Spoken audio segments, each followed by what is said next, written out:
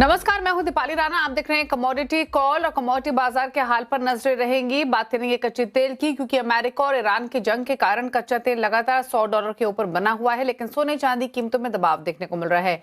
क्या है कारण, कहां तक जा सकते हैं भाव, इसी पर करेंगे बातचीत। हमारे साथ है कमोडिटी समाचार के को फाउंडर अंकित कपूर। और सबसे पहले शुरुआत करेंगे कच्चे तेल के भाव के साथ। इंटरनेशनल मार्केट्स में जो ब्रेंट का भाव है वो इस समय $104 देखने को मिल रहा है और लगातार प्राइसेस $100 के ऊपर बने हुए हैं। ब्रेंट $99 के आसपास कारोबार करते हुए दिखाई दे रहा है। और इनफैक्ट आज के ही सेशन की बात करें तो $106 तक भाव हमने जाते हुए देखे थे और इस समय 104-105 के बीच में कारोबार करते हुए दिखाई दे रहा है। जो यूएस ईरान की टेंशन है वो लगातार बनी हुई है। तेल इंफ्रा को निशाना लगातार बनाया जा रहा है, ऐसा डोनाल्ड ट्रंप ने कहा अपने स्टेटमेंट्स में। और इसीलिए उम्मीदें यहाँ पर एक्सपेक्टेशंस तो हालांकि बनाने की कोशिश की जा रही है कि शायद स्ट्रेट ऑफ हॉर्मुज से जो शिप्स है उनको गुजरने की इजाजत दी जाए, ईरान उनको जाने दे, बट फिलहाल तो कोई रास्ता निकलता हुआ दिखाई नहीं दे रहा और इसीलिए प्राइसेस लगातार ऊपरी स्तरों पर बने हुए हैं। घरेलू बाजार में भी 9,100 के ऊपर भाव कारोबार कर रहे हैं। अब इसी स्थिति के बीच में भाव और कितना ऊपर जा सकते हैं, ट्रेडर्स को क्या करना है, उस पर बातचीत करते हैं। अंकित नमस्कार, बताइए पहले तो कैसे देखते हैं आप कच्चे तेल के फंडामेंटल्स, खबरें जो न्यूज फ्लो लगातार आ रही हैं। नमस्कार दीपाली जी।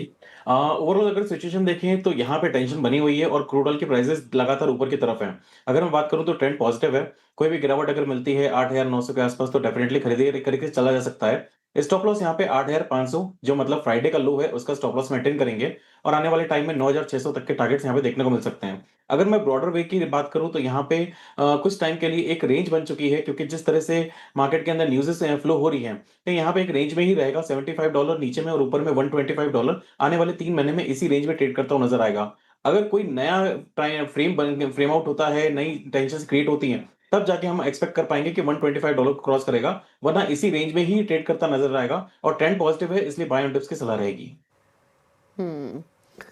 बिल्कुल। और इनफैक्ट आपने रेंज तो बताई, लेकिन जो ट्रेडर्स हैं जिनकी तेजी के पोजीशंस होल्ड है, उनको क्या करना है, उनको स्टॉप लॉस कहां लगाना है, ऊपर की तरफ भाव कहां जा सकता है, क्योंकि दिन ब दिन जो डेवलपमेंट्स हो रही है उसको मार्केट क्लियरली वॉच कर ही रहा है। डोनाल्ड ट्रंप ने क्लियरली कहा है कि ईरान के जो ऑयल एक्सपोर्ट इंफ्रास्ट्रक्चर है उसको वो हिट कर सकते हैं, क्योंकि तीसरा हफ्ता है लगातार वॉर का। तो देखना होगा, ये भी एक इंपॉर्टेंट स्टेटमेंट है, क्योंकि ईरान का जो ऑयल एक्सपोर्ट है 90% उसी आइलैंड के थ्रू होता है। कैसे देखते हैं आप, अगर ये मैटर थोड़ा और एस्केलेट होता है, तेजी वाले ट्रेडर्स क्या करें, या फिर तेज वॉलेटिलिटी यहां से देखने को मिल सकती है? और देखिए ओवरऑल अगर सिचुएशन में देखेंगे तो यहाँ पे टेंशन अभी बनी हुई हैं। जैसे ऑस्ट्रेलिया ने, जापान ने और स्पेन ने, सभी ने वहां पे एस्केलेट करने से मना कर दिया है। वहां पे जो टेंशन है उसको वहां पे खत्म करने से मना कर दिया है, क्योंकि कोई भी बीच में पड़ना नहीं चाह रहा है। तो यहाँ पे ओवरऑल सिचुएशन बिल्कुल टेंस बनी हुई है। यूएस ने जिस तरह से एक्सपेक्टेशन करी थी कि जिस तरह से वेनेजुएला में उन्होंने 2 दिन के अंदर चीजें खत्म कर दी थी, तो यहाँ पे भी उनको एक्सपेक्टेशन थी कि यहाँ पे भी 2 से 3 दिन में खत्म हो जाएगा, लेकिन 15 दिन से ज्यादा खिंच चुका है। अब कंडीशंस यहाँ पे निकल के आ रही हैं कि आगे क्रूड ऑयल में क्या लग रहा है। तो जिन्होंने भी तेजी कर रखी है 8,500 का स्टॉप लॉस मेंटेन करें। ट्रेंड पॉजिटिव है, इसलिए हमें एक्सपेक्टेशन है कि 9,600 9,900 तक यहाँ पे देखने को मिल सकता है। अगर मार्केट में एस्केलेशन बढ़ती है तो ये प्राइसेस और भी शूट अप हो सकती हैं। लास्ट हमने देखा था इंडियन मार्केट में 10,500 का लेवल छुआ था और WTI करीब करीब $115 $118 के आसपास तक पहुंच गया था।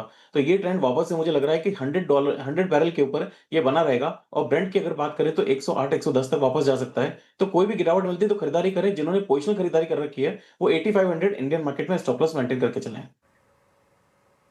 ओके, तो ये तो बात हुई कच्चे तेल की। अब सोने चांदी के भाव आपकी स्क्रीन पर लेकर आते हैं, जहां पर नरमी देखने को मिल रही है।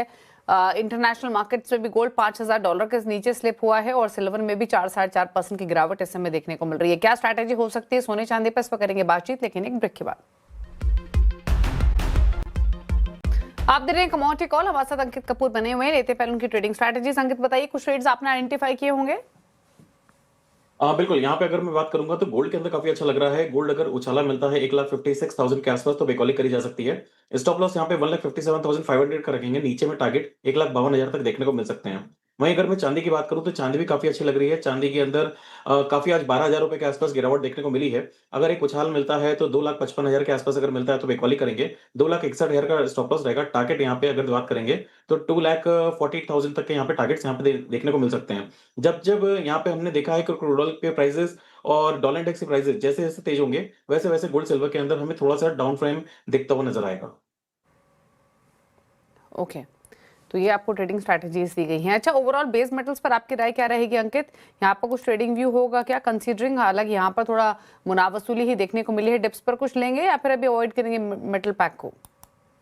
नहीं दीवाली मैम, जब तक ये मार्केट के अंदर गिरावट चल रही है मुझे लगता है कि एक्सपेक्टेशन भी और गिरावट की रहेगी। यहाँ पे कॉपर स्पेशली लग रहा है काफी वीक लग रहा है, ऊपर उछाला मिलता है 1180 के आसपास यहाँ पे बिकवाली करी जा सकती है। 1210 का पोजिशनल स्टॉप लॉस लगा के चलेंगे, नीचे में टारगेट 1140 1120 तक देखने को मिल सकते हैं। वहीं अगर जिंक एल्यूमिनियम की बात करें तो एल्यूमिनियम काफी हॉट कमोडिटी रही है इस ईरान वाले टेंशन में, तो काफी अपसाइड मोमेंटम हमने देखने को मिला है, लेकिन अब थोड़ा सा नेगेटिविटी इसमें भी देखने को मिल रही है। जब तक 352 का लेवल एल्यूमिनियम ब्रेक नहीं करेगा तब तक इसके अंदर खरीदारी करके काम नहीं करेंगे। ट्रेडर्स को यहाँ पे बचने की सलाह रहेगी। अगर कोई रिस्क ले सकता है तो उछाले पे 345 346 के आसपास बिकवाली कर सकते हैं, लेकिन स्टॉप लॉस 352 का स्ट्रिक्टली मेंटेन करके चलेंगे। नीचे में टारगेट वापस से 330 तक देखने को मिल सकते हैं। ओके, और एग्री कमोडिटी पैक से कोई ट्रेडिंग व्यू रहेगा क्या? हालांकि थोड़ी बहुत बाइंग हम ग्वार पैक में या स्पाइसेस में सेलेक्टली देख रहे हैं, यहाँ कोई स्ट्रैटेजी? देखिए यहाँ पे अगर स्ट्रैटेजी की बात करें तो यहाँ पे मुझे सबसे बेस्ट कमोडिटी अगर कोई लग रही है तो वो है हल्दी। हल्दी के अंदर आप खरीदारी करके चल सकते हैं। स्टॉप लॉस यहाँ पे पोजिशनल बेसिस पे अगर मैं बात करूंगा तो 13,500 का स्टॉप लॉस रहेगा। आने वाले टाइम में वापस से आपको 16,000 16,200 तक के टारगेट्स यहाँ पे देखने को मिल सकते हैं। ओके, तो ये रहे आपके लिए ट्रेडिंग व्यू सभी कमोडिटीज पर। इसी के साथ शो को समेटने का भी वक्त है। थैंक यू अंकित आने के लिए शो में और अपनी ट्रेडिंग स्ट्रैटेजीज शेयर करने के लिए। रुक रहे हैं एक ब्रेक के लिए, ब्रेक के उस पर आप देखिए आवाज समाचार। नमस्कार।